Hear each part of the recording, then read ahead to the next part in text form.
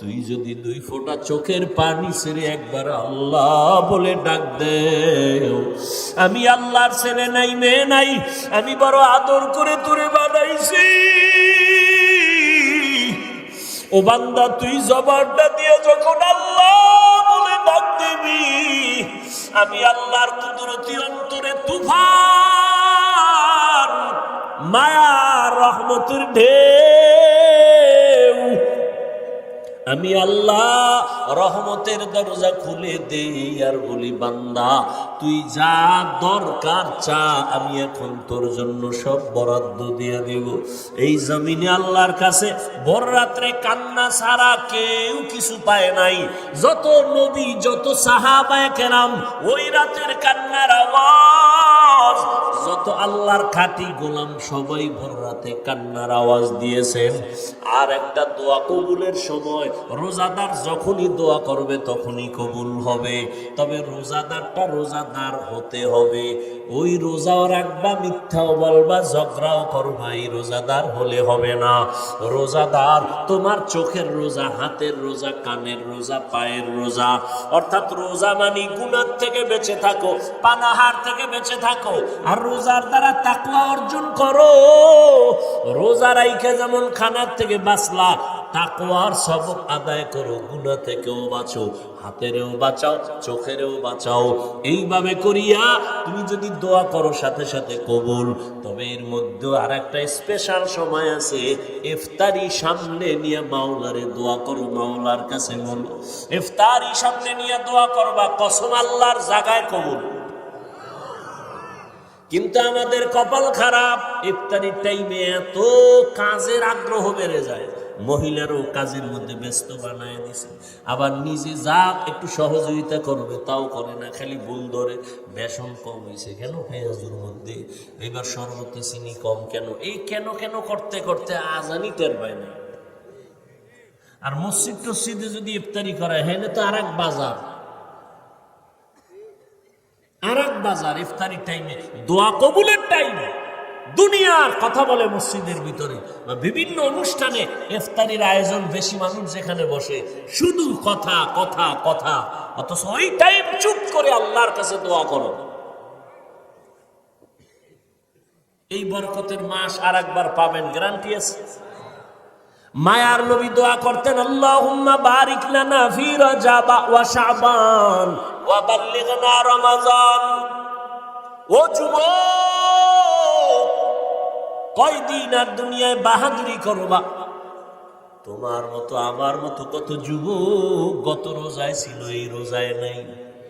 ওগো নবীর উম্মতেরা,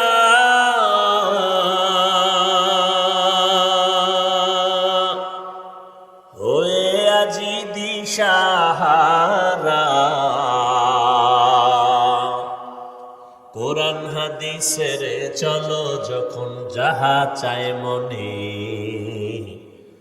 নবী বিনে কে তরবে পুসিরত মিজানে, নবী বিনে কে তরবে পুসিরত মিজানে।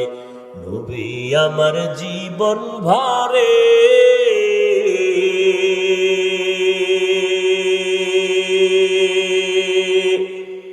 দিনের লাগি কষ্ট করে, দান দান শহীদ করিলেন উহুদেরই ময়দানে,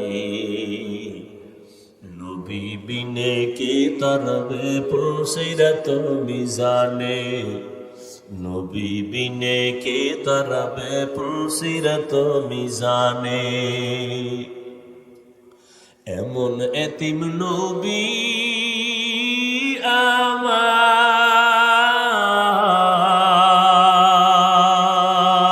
আমার, পিতা মাতা নাই যে তাহার, তারপরেও কত মারা মারলো তাকে দুশ্মনে, নবী বিনে কে তরবে পুসিরত মিজানে, নবী বিনে কে তরবে পুসিরত মিজানে। এরে নবীর আশিক, আল্লাহ পাক বলেন, ও পয়গম্বর, আপনার উম্মতের জানায় দেন, যদিও হায়াত কম, তবে হায়াতে বরকত আমি আল্লাহ বাড়ায় দিব। আপনার উম্মতের হায়াত যদিও কম, তবে হায়াতে বরকত হবে অনেক বেশি। আপনার উম্মত যদি 5 ওয়াক্ত নামাজ আদায় করে, আমি আল্লাহ আপনার মোহব্বতে 50 ওয়াক্ত নামাজের সওয়াব দিয়ে দিব। আপনার উম্মতের আমি হায়াত কম দিলেও বরকত কমাই নাই। 5 ওয়াক্ত নামাজ ফরজের আগে তাহাজ্জুদের নামাজ ছিল বাধ্যতামূলক। 5 ওয়াক্ত নামাজ ফরজ হয়েছে, তাহাজ্জুদের ফরজিয়াতটা শিথিল হয়ে গেছে, কিন্তু মর্যাদা কমায় নাই। আল্লাহ তাআলা বলেন, নবী জানায় দেন, আপনার উম্মত যদি এশার নামাজ পড়ে ঘুমায়, আবার ঘুম থেকে উঠে যদি ফজর আদায় করে, ঘুমাইয়া যে সময় কাটাইলো, এই সময় আমি নেকের পাল্লায় ওজন দিব। আপনার উম্মতের হায়াত অনেক কম, বরকত অনেক বেশি। 1000 মাস ইবাদত করে অন্য নবীর উম্মতেরা যা পাবে, আমি আপনার উম্মতের 1 রাতের ইবাদতে দিয়ে দিব। জানেন কি ওই রাতটা কোনটা? কবে?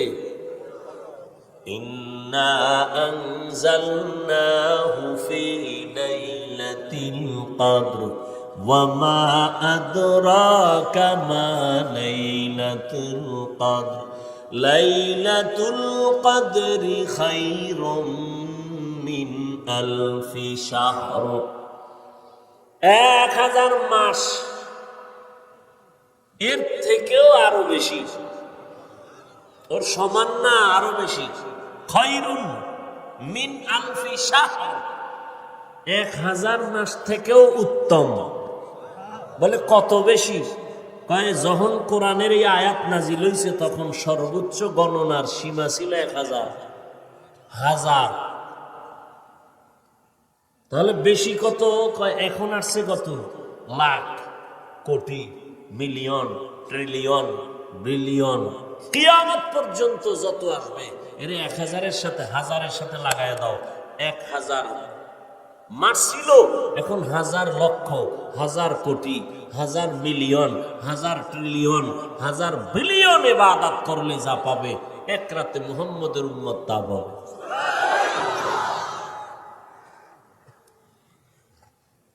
কার বরকতে পাইলাম? কার বরকতে? কিন্তু কপাল খারাপ জাতি, ওই নবীরে চিনলা না। কেমন মায়ার নবী আমার, রহমতের নবীকে আল্লাহ পাঠাইছেন, যার পুরা জিন্দেগিটা রহমতে ভরা। কেমন রহমতে ভরা? নবীজির 63 বছর হায়াতে কোনদিন একটা মিথ্যা কথা বলেন নাই। 2-1 পীর সাহেবের নাম বলতো যে মিশা কয় না, আসেনি? কর না কেন? না থাকলেও তো বলবেন নাই। বাপ ধরে বয়ে রয়েছেন কেন? 2-1 নেতার নাম কন যে মিশা কয় না, তা ফুলের থেকে পবিত্র হয় কেমনে? চাপাবাজি। কেমন একজন নবী আমার, যার 63 বছর হায়াতে ভুলেও একটা মিথ্যা বলেন নাই। আপনি চিন্তা করতে পারেন, সে তো শিশু, কিশোর, যুবক, অজান্তেও তো অনেক কিছু মানুষ কইরা ফেলায় না? তো কেমন নবী যে পৃথিবীতে আগমন থেকে ইন্তেকাল পর্যন্ত ভুলেও একটা মিথ্যা কথা বলেন নাই। আমরা তো হাসতে হাসতে অনেক কিছু বলি, আরে মিথ্যা ধরিও না, এটা একটা তামাশা করলাম, মজাক করলাম। কেমন মায়ার নবী আমার, তার 63 বছর হায়াতে কোনদিন কখনো ভুলেও কাউকে একটা গালি দেন নাই। কেমন রহমতের নবী আমার, যে নবীর সামনে দাঁড়াইয়া হাজারো গালি দিয়েছে ইহুদি বেঈমানরা, অকথ্য ভাষায় নবীর সামনে দাঁড়ায় গালি। নবী জীবনে গালি দেন নাই তো দেন নাই, জীবনে কোনো গালির জবাবও দেন নাই। গালি না দেওয়াটা বুঝলাম, ঠিক আছে, জবাব না দিয়ে কেমনে পারলেন? যে সামনে দাঁড়ায় কত বেঈমান নবীকে গালি দিতে, সামনে দাঁড়ায় অকথ্য ভাষায় গালি নবীর সামনে। নবী জীবনে গালি দিবেন দূরের কথা, একটা জবাব দেন নাই। আরো আশ্চর্য কথা, আমার নবীজির রহমতের নবী 63 বছর হায়াতে কোনদিন চোখ মোবারক গরম করে কারো দিকে তাকান নাই। চোখ গরম করে কারো দিকে, কেমন মায়ার নবী! সেই নবীর আদর্শের উম্মত আমরা। আল্লাহর কুদরতটা কেমন, যার পুরাটাই রহমত, পুরাটাই সুন্দর, সৃষ্টির শ্রেষ্ঠ আদর্শে ঘেরা, এত পৃথিবীর শ্রেষ্ঠ ব্যক্তিকে এমন এক জায়গায় পাঠাইলেন যেই জায়গার প্রত্যেকটা মানুষের মাথা তালু থেকে পা পর্যন্ত ওয়াল পুরাটাই নাপাক, এতটাই নাপাক, পুরা মানুষগুলো খারাপ, জমিনটাকে বানাইছে খারাপ। ওই ময়দানে ওই চূড়ান্ত একটা খারাপ মানুষের মাঝখানে সৃষ্টির শ্রেষ্ঠ পবিত্র নবীকে আল্লাহ পাঠাইলেন। আশেপাশে মাফ করো বুঝাবার জন্য বলি, কোথাও যদি এখানে যাত্রা গান হয় অথবা কোনো পতিতালয় থাকে যেখানে অবাধে জেনা হয়, তো মুসলমান বলল এটাকে ফিরাইতে হবে, তো ছোটখাটো কিছু হুজুর আগে পাঠাইবে। বড় হুজুর বাংলাদেশের যাইব না, আগে বড় হুজুর যাবে না, আগে দেখো ওখানের কি হালাত, ঠিক না? এরপরে বড় হুজুরের কি আইসা খবর দিবে, তারপরে সে একটা পদক্ষেপ নিবে। বড় হুজুর যদি আগে যায় তাহলে অনেক আপনজনেরাও বলবে হুজুর এটা কাম ঠিক করে নাই। আমরা যাইতাম, হুজুর গেলেন কেন এত নিকৃষ্ট জায়গায়? কিন্তু আল্লাহর কুদরত কি, পৃথিবীর ইতিহাসে ওই সময় মক্কার মানুষের মতো চূড়ান্ত চরিত্রহীন লম্পট পৃথিবীতে আর কোথাও ছিল না, মানে খারাপের চূড়ান্ত। সেইখানে আমার নবীরে পাঠাইলেন, এমন এক পবিত্র নবী যার ঘাম থেকে মিশকের ঘ্রাণ, যে নবী কদম যেখানে দেন সেখান থেকে দীর্ঘ বছর শুধু মিশকের ঘ্রাণ আসতে থাকে, যে নবীজির চেহারা দিয়ে তাকাইলে ক্ষুধার্থ ব্যক্তির ক্ষুধা নিবারণ হয়ে যায়। কোন জায়গায় পাঠাইলেন? চূড়ান্ত মানুষ চরিত্রহীন, অবাধে মেলামেশা করে, কন্যা সন্তান আসলেই তাকে জ্যান্ত দাফন করে আপন বাবা।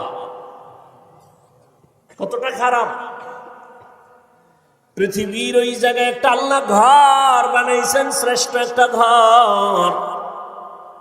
ইন্না আউওয়ালা বাইতিন উযিআ লিন-নাসি লাল্লাযী বিবাক্কাতা মুবারাকাও ওয়া হুদা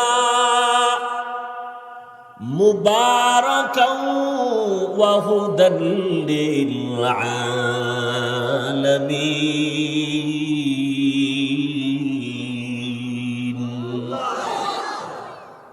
আল্লাহ জমিনটা বানায় একটা ঘর বানাইছেন, আর কিছু নাই জমিনে। জমিনটা বানাইয়েই আল্লাহ একটা ঘর বানাইছেন। প্রথমে ছিল পানি, সাগর, সমুদ্র, সব মাওলার কুদরত, কেন মেনো চলবে না। আল্লাহ পাক সব বুঝার মেমোরির মধ্যে জিবি দেন নাই। আপনার মেমোরির জিবি 2, আপনি 8 জিবির মেমোরিতে কি আছে এটা যদি টানাটানি করেন তাহলে ওটাও হ্যাং, আপনিও হ্যাং। বুঝেননি?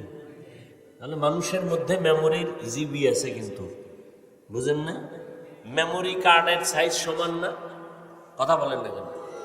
1 জিবি মেমোরির যেই ডিজাইন, যেই সাইজ, 8 জিবি মেমোরির সাইজও কি এক না? ভিতরের কারবার কি এক? এই আমগো মেমোরি, এই ভিতরে মাথার সাইজ সব এক, ভিতরের জিবি কি এক? কারো জিবি 1, কারো জিবি 2, কারো জিবি 4, কারো জিবি 8, এভাবে মেমোরি মানুষের ব্রেইনের মধ্যে আল্লাহ এমন জিবি দিছেন, আনলিমিটেড মেমোরি দেওয়া এর ভিতরে জিবি। এটা সারা দুনিয়াটাও যদি জ্ঞান ঢুকাইতেই থাকো ঢুকাইতেই থাকো ঢুকাইতেই থাকো, মেমোরির 1%ও শেষ হবে না। কিন্তু বেতালে উল্টাপাল্টা করলে আবার দেখবা যে মেমোরি হ্যাং হয়ে গেছে। এই যেটি আল্লাহরে গালি দেয়, নবীরে গালি দেয়, জিবি ছিল ঠিকই, কি হয়ে গেছে? হ্যাং হয়ে গেছে। কারণ সব বিষয় ভাবার মতো আল্লাহ সবাইকে মেধা দেন নাই। ওইটা নিয়ে যদি সে চর্চা শুরু করে তখন সে খারাপ রাস্তায় চলে যাবে, মাথা নষ্ট হয়ে যাবে।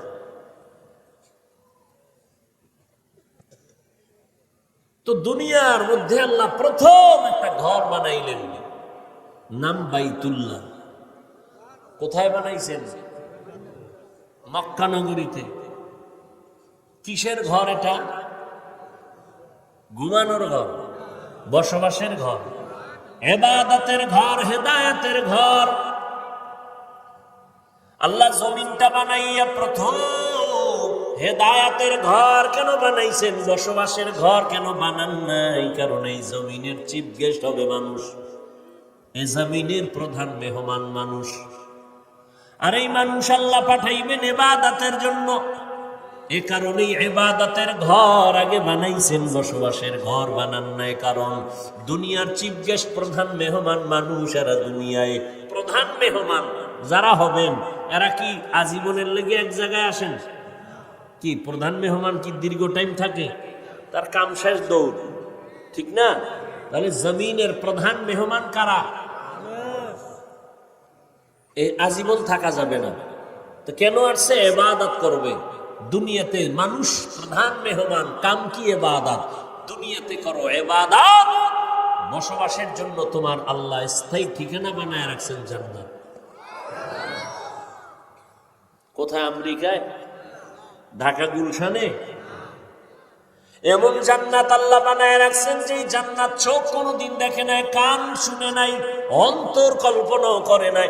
এত সুন্দর জান্নাত আল্লাহ বানায় রাখছেন। আল্লাহর নবী গর্ব করে বলেন, আমি জান্নাতের তালার চাবিটা খোলার আগে অন্য কোন নবী জান্নাতে ঢুকতে পারবে না। আর আমার উম্মতেরা জান্নাতে ঢুকার আগে ভিন্ন কোন নবীর উম্মত জান্নাতে ঢুকার সুযোগ পাবে না। এমন সুন্দর জান্নাত আল্লাহ বানায় রাখছেন। এর নবীর আশিক রহমতের নবী মক্কা নগরীতে আসলেন। ওই মক্কার মানুষ এতটা খারাপ, এই যে একটা ঘর আল্লাহ বানাইলেন বাইতুল্লাহ, এটা কত দামি ঘর! বলে ঢাকা জাতীয় মসজিদ বাইতুল মুকাররম, এটাও কার ঘর? মসজিদ গুলো কার ঘর? কেউ যদি দাবি করে এটা আমার ঘর, তাহলে ওই মসজিদে ইবাদত সহি হবে না। আল্লাহর ঘরে বান্দা আল্লাহর ইবাদত করবে, ঠিক নেই? মসজিদ কার ঘর? কি করবে আল্লাহর ঘরে? কার ইবাদত করবে? তেলাওয়াত করা কার ইবাদত? আল্লাহর জিকির করা কার ইবাদত? হ্যাঁ, তো আল্লাহর ঘরে আল্লাহর বান্দারা আল্লাহর জিকির করে, বাধা কেন? মসজিদে আবার জিকির কেন? ও কপাল ভরা, মসজিদে আল্লাহর জিকির করবে নাকি মন্দিরে করবে? কত বড় জাহেল, কত বড় দুশ্মন, কত বড় অন্তর নষ্ট মানুষ! আল্লাহর ঘরে কার ইবাদত করবে? আল্লাহর ঘরে কার জিকির করবে? ভগবানের? কার? তো আল্লাহর ঘরে আল্লাহর জিকির করবে, তেলাওয়াত করবে, নামাজ পড়বে, ইবাদত করবে। বাধা যে দিবে সে সৃষ্টির নিকৃষ্ট জালেম, সে পৃথিবীর নিকৃষ্ট, শুধু জালেম না, নিকৃষ্ট জালেম। মসজিদে জিকির কেন? তো তোর বাবার জিকির করে, কার জিকির করে? তা আল্লাহর জিকির মসজিদে করবে নাকি মন্দিরে করবে? কি আজীব কথা! এই ঝামেলা আছে না নাই? আল্লাহ হেদায়াত দান করুন। ভাইরা আমার,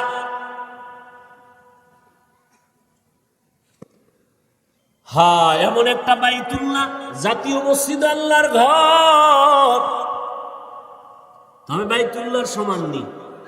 জাতীয় মসজিদে দিয়ে তাকায় থাকলে কোনো সওয়াব নাই, কিন্তু বাইতুল্লাহ এমন একটা ঘর, শুধু যদি তাকাইয়া তাকায় দেখে আমলনামায় অনবরত সওয়াব লেখা হবে। শুধু তাকায় দেখবে, কিচ্ছু বলবে না, শুধু তাকায় আছে আল্লাহর ঘরের দিকে। ফেরেশতাকে আল্লাহ বলে শুধু সওয়াব লিখতে থাকো। এমন একটা দামি ঘর বাইতুল্লাহ, যার আঙ্গিনায় 1 রাকাত নামাজ পড়লে কত সওয়াব? 1 লক্ষ রাকাত নামাজের সওয়াব। একটা সেজদা দিবেন 1 লক্ষ সেজদার সওয়াব। জমিনে এরকম দামি আর কোনো ঘর নাই। এটা এমন একটা দামি ঘর, যেই ঘরের আঙ্গিনায় সেজদা দিলে 1 সেজদা 1 লাখ। আঙ্গিনা বুঝেননি? আঙ্গিনা বুঝেননি? বুঝেন না, অনেকেই বুঝেন না। আমাকে হুজুরেরাও বুঝেন না, আপনারা কি বুঝবেন? বাইতুল্লাহ যারা দেখছেন ছবিতে বা গেছেন, এর চারদিকে মসজিদ আছে না, মানে ঘর। এখান থেকেও 1 কিলো 2 কিলো 3 কিলো 4 কিলো দূরে হলো এর পুরা আঙ্গিনা। মক্কা ঢুকতে মেইন রোডে দেখবেন, বিশ্ব রোডে রেহাল দেওয়া আছে। রেহাল দেখছেন নি কেউ? কথা বল। এই রেহাল থেকে বাইতুল্লাহর আঙ্গিনা শুরু। এই বাইতুল্লাহর দেওয়ালের পাশে নামাজ পড়লে যা পাবে, রেহালের পাশে পড়লে তা পাবে।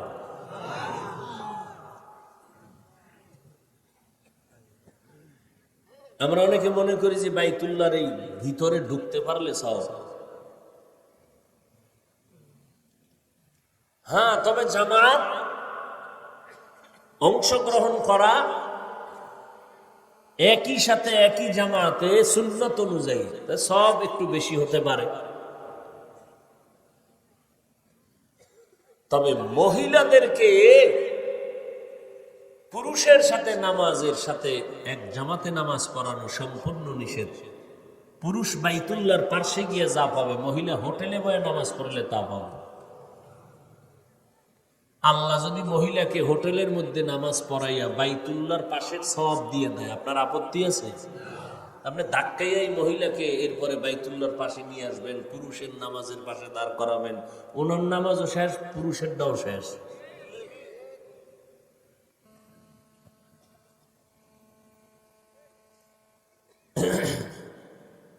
এই বাইতুল্লাহ এত দামি, মক্কার চরিত্রহীন মানুষগুলো নারী পুরুষ একত্রিত হয়ে এটার চারপাশে ঘুরে, তাও উলঙ্গ।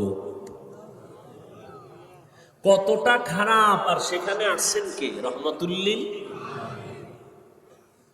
মায়ার নবী আসছেন মাত্র 13 বছর। কয় বছর? মাত্র 13 বছরের ব্যবধানে চরিত্রহীন মানুষগুলো এত দামি হয়ে গেছেন। রহমতের নবীর আদর্শের কারণে আল্লাহ জিব্রাইল আমিনকে লিস্টি দিয়া কয়, যাও আমার নবীরে পৌঁছাইয়া দাও। এই লিস্টির মধ্যে যাদের নাম আছে, নবী যেন ঘোষণা দিয়া দেয়, এই লিস্টির মধ্যে যাদের নাম, এরা বিনা হিসাবে জান্নাতি। মাত্র 13 বছরের ব্যবধানে রহমতের নবীর আদর্শে চূড়ান্ত চরিত্রহীন মানুষ স্বর্ণের মানুষ হয়ে গেল। কেমন দামি হয়ে গেল! আল্লাহ এদের জান্নাতের সার্টিফিকেট দিয়া দিলেন জমিনে, এবং কিয়ামত পর্যন্ত আনেওয়ালা মানুষের জন্য তারা আদর্শ। সমস্ত সাহাবায়ে কেরাম জান্নাতি। এবং উম্মতের স্কেল, তোমার ইমান ভালো না খারাপ, একুরেট না ভেজাল, তোমার স্কেল হলো সাহাবায়ে কেরামের ইমান। আমিনু কামা আমানান নাস। সাহাবায়ে কেরামের ঈমানের স্কেল দিয়ে তোমার ঈমানকে মাপিও। এজন্য নবী বলেন, আসহাবী কান নুজুম, আমার এক একটা সাহাবী এক একটা আকাশের নক্ষত্রের সমতুল্য। ওই সাহাবায়ে কেরামের আদর্শরে ধরে রাখিও, সাহাবায়ে কেরামের আমলকে ধরে রাখো। সাহাবায়ে কেরাম তারাবির নামাজ 20 রাকাতের আমল করেছেন। ধরে রাখি কয় রাকাত? আপনাদের মাজায় যদি সমস্যা থাকে ঔষধ খেয়ে নেন, 8 পড়া যাবে না, 20 পড়তে হবে। কিন্তু যারা 8 পড়বে এদের সাথে কোনো তর্কে জড়ানো যাবে না। আমাদের জবাব, রমজান এমন বরকতের মাস, একটা নফল ইবাদত অন্য মাসে করলে যা পাবো, রমজানে পড়লে একটা নফল আমলে ফরজের সমান সওয়াব। আবার একটা ফরজ অন্য মাসে পড়লে একটা পাবো, এক ফরজে এক সওয়াব। রমজানে এক ফরজে পাবো 70 গুণ বেশি। অতএব আমি রমজানে নফল ছাড়বো না, আমি 8 রাকাত পড়বো না, যতবারই বাড়ায় পড়বো। 20 রাকাত ওমর পড়েছেন, সাহাবায়ে কেরাম পড়েছেন। অতএব আমরা সাহাবায়ে কেরামের আদর্শের উম্মত, আমরা সাহাবায়ে কেরামের আদর্শ মানি। 20 রাকাত আর আমি পড়বো। এরপরেও যদি আপনার কোনো আপন লোক, একেবারে আপনার কলিজার আপন, সে যদি বলে আমি 8 রাকাত পড়ি, তুই কেন 20 পড়ো, আপনি তার মনটা রক্ষায় জবাব দিবেন, তোমার কথা মেনে আমি 8 রাকাত তারাবি পড়বো, ঠিক আছে, কিন্তু বাকি 12 রাকাতও ছাড়বো না। বাকি 12 রাকাত আমি নফল হিসাবে পড়বো। এক নফলে আমি একটা ফরজের সমান সওয়াব পাবো, এক ফরজে আমি 70 গুণ পেয়ে যাব। অতএব আমি এই রমজান পাইছি, আগামী রমজান পাবো কিনা জানা নাই। অতএব আমি এই আমল থেকেই নিজেকে দূরে রাখতে চাই না। রমজান মুবারকে আমার নবীকে আল্লাহ দিয়েছেন, এত বরকত আল্লাহ দান করেছেন।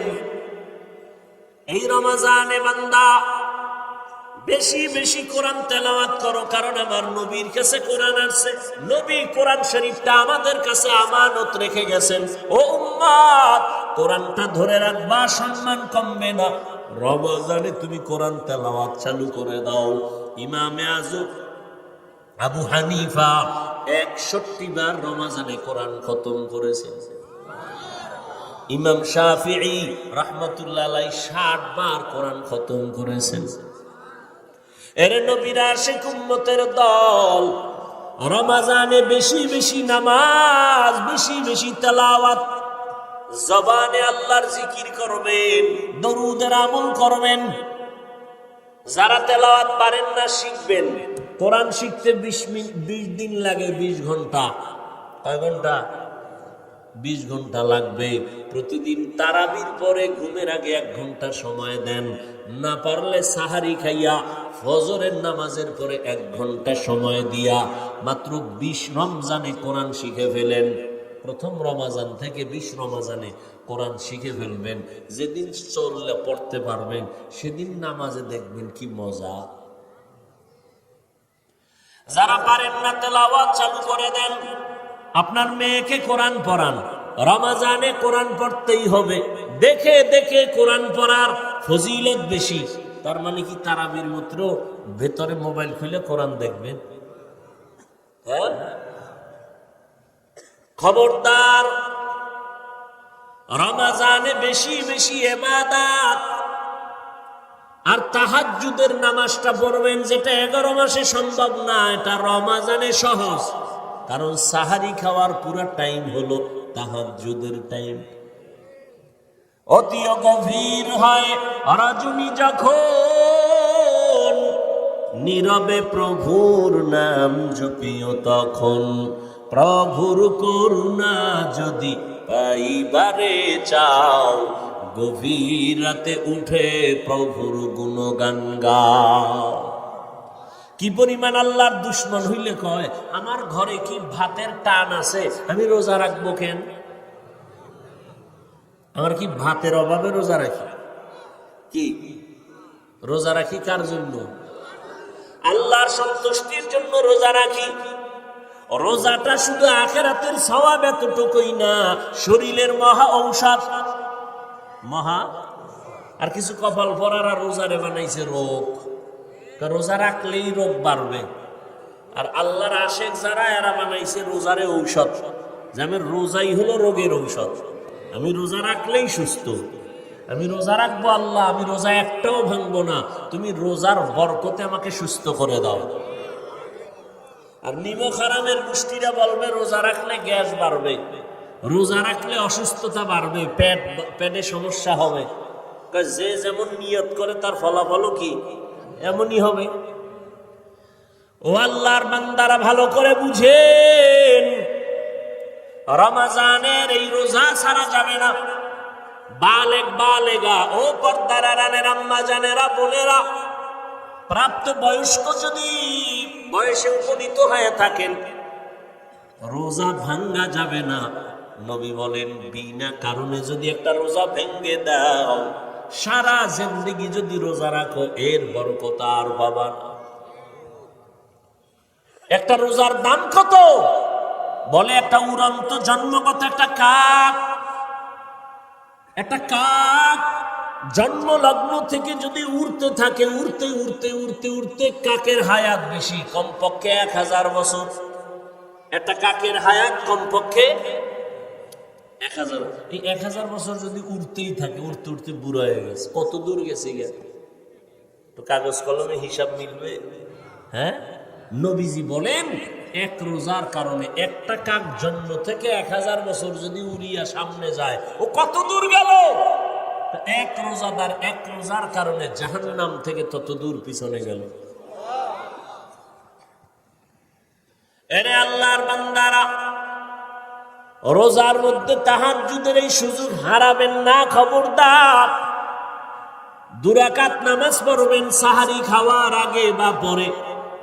পরে তো বাঙালি পারবে না, কারণ আজান দিলেও খায় না। পারলে কয় বিড়ি করে, কয়েকটা বিড়ি দে। যারা পান খোর কয় পান না দে। আজান দিছে কি হইছে? এখনো পরিষ্কার হয় না, আকাশ অন্ধকার, জানালা দিয়ে দেখা যায় অন্ধকার, অন্তত পানটা তো খাওয়া যায়। অতএব 2 রাকাত তাহাজ্জুদ কমপক্ষে, বেশি পারলে তো আলহামদুলিল্লাহ।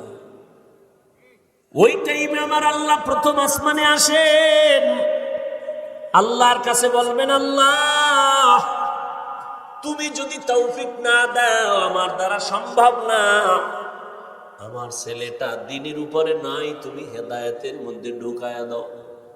ওই টাইম এমন টাইম, বান্দা চাইতে দেরি, আল্লাহ দিতে দেরি না। আপনার স্ত্রী নিয়ে সমস্যা, দোকান নিয়ে সমস্যা, ব্যবসা নিয়ে সমস্যা, চাকরির সমস্যা, বিবাহের সমস্যা, তাহাজ্জুদ আমার মালিকের কাছে বলো। ডাক্তারের রোগের কথা না বললে ঔষধ কেমনে হবে? আমার মাওলা তো সব জানেন, ঠিক আছে, তবে চাও, চাইলে আল্লাহর মায়া আরো বাড়বে। চোখের পানি ছেড়ে আল্লাহকে ডাকো, কারণ চোখের পানি দেখলে মা বাবার মায়া সন্তানের প্রতি বেড়ে যায়। ছাত্র যদি কান্না করে, শিক্ষকের মায়া বেড়ে যায়। কাছে টানে আয় আয়। আল্লাহ বলেন, বান্দা ওই তোর মা বাবার থেকে আমি আল্লাহর মায়া কি অনেক কম? শিক্ষকের থেকে আমি আল্লাহর মায়া কি কম? একটা ছাত্র যদি কান্না করে, শিক্ষকের যদি মায়া হয় কাছে টেনে নেয়। একটা মা সন্তানের কান্না দেখে যদি বাচ্চাটারে কাছে টেনে নেয়, মায়া হয়। ওই যে ঢাকাতে আগুন লেগে কত মানুষ চলে গেল, তুমি আগামীকাল বাঁচবা গ্যারান্টি নাই। এখন থেকে তৈরি হয়ে যাও, গুনাহ থেকে তওবা করো, আল্লাহর কাছে বলো, আল্লাহ রমজান আসতেছি, একটা রোজাও ভাঙবো না রে আল্লাহ, তোমার গোলাম হইয়া কবরে যেতে চাই। ও যুবক বাবারা, স্কুলে পড়ো, কলেজে পড়ো, চাকরি করো, ব্যবসা করো, বাধা নাই। তুমি ডাক্তারি পড়ো, ইঞ্জিনিয়ারিং পড়ো, বাধা নাই। তবে নবীর সুন্নত অনুযায়ী চলো, মা বাবার দোয়া নিয়ে চলো, ওলামায়ে কেরামের পরামর্শ নিয়ে চলো। জবানের গুনাহ বন্ধ করো, চোখের গুনাহ বন্ধ করো, মোবাইল দেখিও না, মোবাইলের গুনাহ থেকে বাঁচার চেষ্টা করো, আল্লাহর কাছে তওবা করো, মা বাবার দোয়া নাও। তোমার মতো যুবক তাকায় দেখো, আজ স্কুল কলেজে পড়িও নামাজ ছাড়ে না, নাই? তুমি তুমি কেন পারবা না? তোমার মতো যুবক আজকে দেখো নদীর মধ্যে মাছ ধরে, জমিনে চাষাবাদ করে, নামাজ ছাড়ে না। তোমার মনটাকে প্রশ্ন করো, তুমি কেন পারবা না? তোমার মতো যুবক রাস্তায় গাড়ি চালায়, নামাজ ছাড়ে না। তোমার মতো যুবকরা আবার পুলিশ বিডিআরের চাকরি করে, নামাজ ছাড়ে না। ও বান্দা, তুমি কেন পারবা না? ও বৃদ্ধ বাবাজি, আপনার মতো কত বুড়া মসজিদে গিয়ার নামাজ পড়ে, নামাজ ছাড়ে না, আপনি কেন পারবেন না? ও পর্দার আড়ালের আম্মা জানেরা, আপনাদের এত সম্মান, এত মর্যাদা, আপনারা নবীদের মায়ের মতো মা, সাহাবায়ে কেরামদের মায়ের মতো মা। এ জমিনে যত ভালো ভালো সন্তান আসছে, মা আপনাদের অবদান দোয়ার কারণে। অতএব আপনার মতো কত মা এই জমিনে এখনো আছে, পাঁচ বেলার নামাজ পড়ে, স্বামীর মাল হেফাজত করে, সন্তানগুলো আদর্শ সন্তান বানাবার চেষ্টা করে। আপনার সন্তানকে ডাক্তার বানাবেন, বাধা নাই, ইঞ্জিনিয়ার বানাবেন, বাধা নাই, তবে আপনার সন্তান যেন নবীর আদর্শ থেকে দূরে না যায়।